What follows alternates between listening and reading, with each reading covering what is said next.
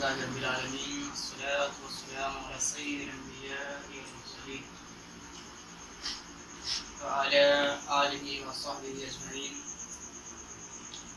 أما بعد أعوذ بالله من الشيطان الرجيم بسم الله الرحمن الرحيم قال الله تبارك وتعالى في القرآن المجيد والفرقان الحميد بسم الله الرحمن الرحيم ويل لكل همزة لمزة الذي جمع مالا وعدده صدق الله العظيم وصدق رسوله النبي الأمين الكريم ونحن على ذلك لمن الشاهدين والشاكرين والحمد لله رب العالمين. قال الله تبارك وتعالى في شأن حبيب المصطفى المجتبى فإن الله وملائكته يصلون على النبي يا أيها الذين آمنوا صلوا عليه وسلموا تسليما. اللهم صل على محمد عبدك ورسولك وعلى المؤمنين والمؤمنات وعلى المسلمين والمسلمات وعلى العالمين جميعا. سورہ برکت کے لیے ایک بار پھر سے درود شریف پڑھنا. اللهم صل على سيدنا شفيعنا حبيبنا ونبينا ومولانا محمد وبارك وسلم. صلوا عليه صلاة وسلاما عليك يا سيدي يا رسول الله يا حبيب الله صلى الله تعالى عليه وآله وأزواجه وذرياته وأهل بيته أجمعين. جس آیت مبارک کو پڑھنے کا شرف حاصل کیا ہے وہ سورۃ الہمزہ میں ہے. بے شک قرآن کریم تمام انسانوں کے لیے تمام مخلوق کے لیے ہدایت کے لیے بنایا گیا.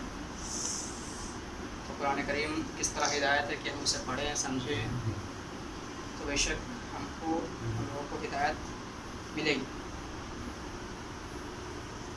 تو اللہ تعالیٰ سورۃ الہمزہ میں کیا فرماتا ہے اس کا ہم لوگ ترجمہ و تفسیر کرنے کی کوشش کریں گے.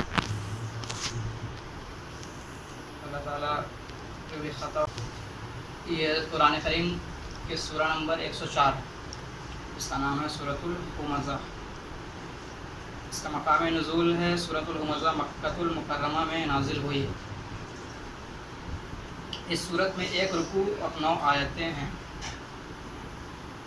ہمزہ نام رکھنے کی وجہ ہمزہ کا معنی ہے لوگوں کے منہ پر عیب نکالنے والا، اور اس صورت کی پہلی آیت میں یہ لفظ موجود ہے. اس مناسبت سے اسے سورۃ الہمزہ کہتے ہیں.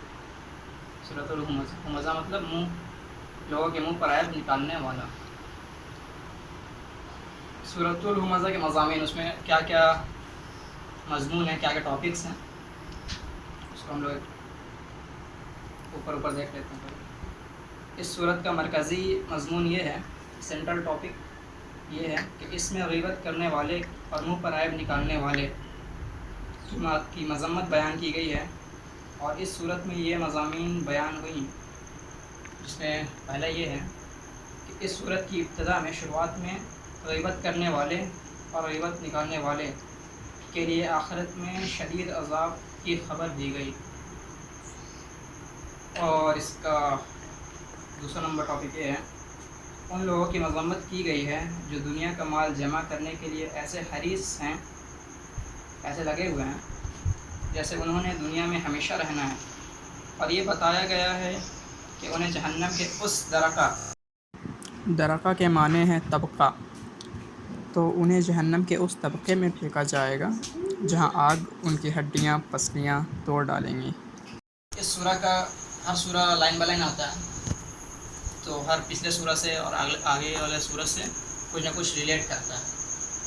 تو یہ کیسے ریلیٹ کرتا ہے؟ اس سے پہلے ہے سورۃ العصر.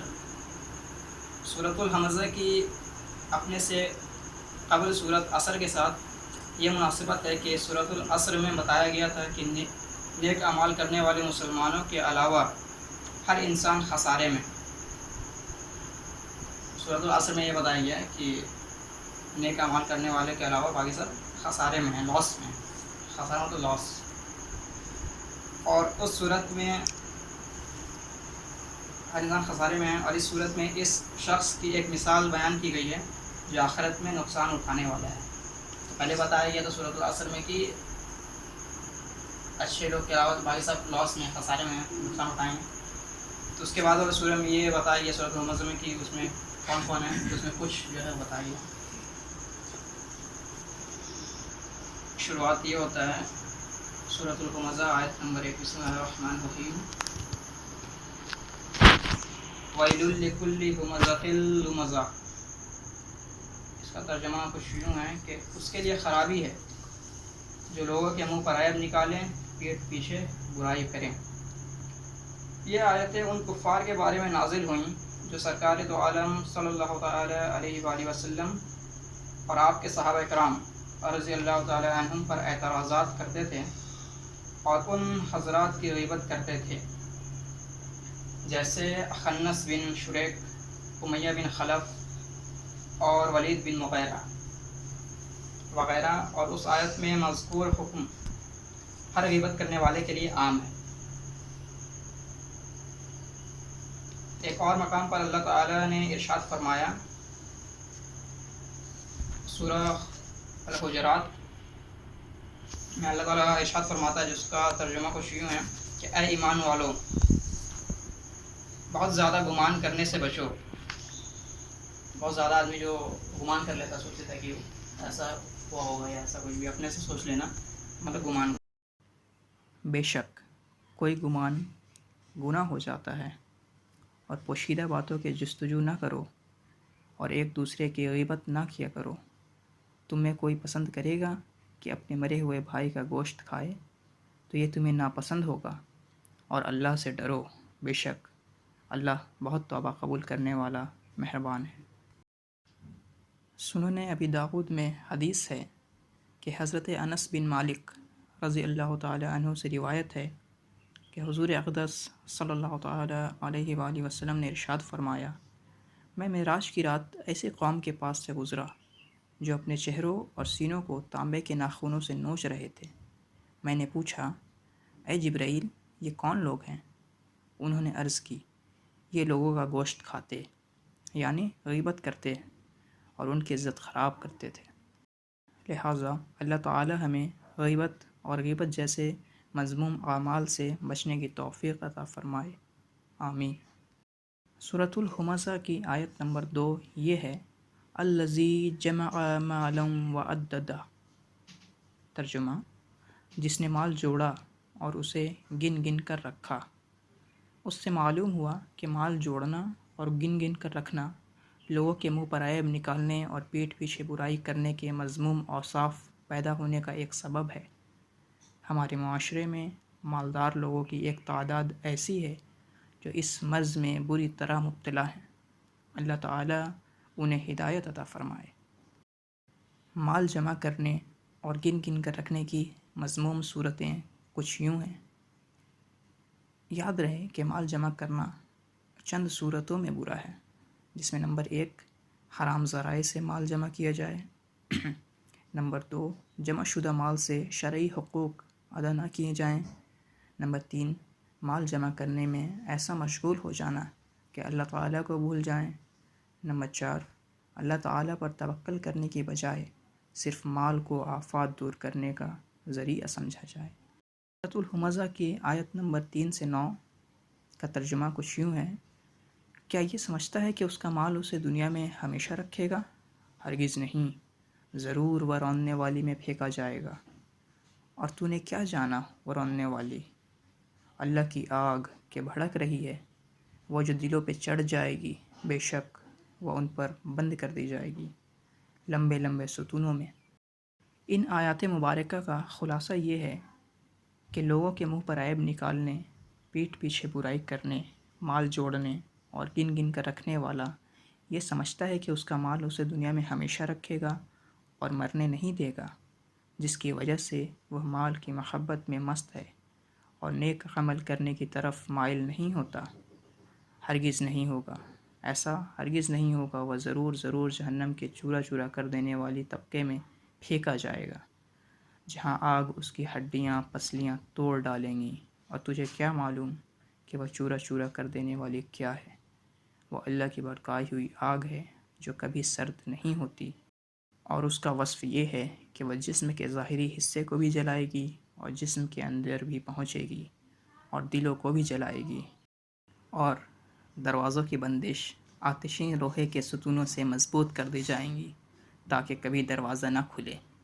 اور بعض مفسرین نے اس کے یہ معنی بیان کیے ہیں کہ دروازے بند کر کے آتشین ستونوں سے ان کے ہاتھ پاؤں باندھ دیے جائیں گے۔ جہنم کی آگ دوسری آگوں کی طرح نہیں۔ یاد رہے سورۃ الہمزہ کی آیت نمبر 6 سے معلوم ہوا کہ جہنم کی آگ دوسری آگ کی طرح نہیں ہے۔ لہٰذا ترمذی شریف میں حدیث ہے کہ حضرت ابو ہریرہ رضی اللہ تعالیٰ عنہ سے روایت ہے کہ رسول اللہ صلی اللہ تعالیٰ علیہ وآلہ وسلم نے ارشاد فرمایا، جہنم کی آگ 1000 برس بھڑکائی گئی یہاں تک کہ وہ سرخ ہو گئی، پھر 1000 برس بھڑکائی گئی یہاں تک کہ وہ سفید ہو گئی، پھر 1000 برس بھڑکائی گئی حتیٰ کہ وہ سیاہ ہو گئی۔ تو اب وہ سیاہ اور اندھیری ہے۔ التی تطلع علی الافئدہ، وہ جو دلوں پر چڑھ جائے گی۔ دل ایسی چیز ہے جن میں ذرا سی گرمی برداشت کرنے کی تاب نہیں، تو جب جہنم کی آگ ان پر چڑھ جائے گی اور موت آئے گی نہیں تو اس وقت کیا حال ہوگا۔ اور دلوں کو جلانا اس لیے ہے کہ وہ کفر، باطل عقائد اور فاسد نیتوں کے مقام ہے۔ تو اللہ تعالی ہمیں مال جمع کرنے سے پرہیز کرنے کی توفیق عطا فرمائے، آمین۔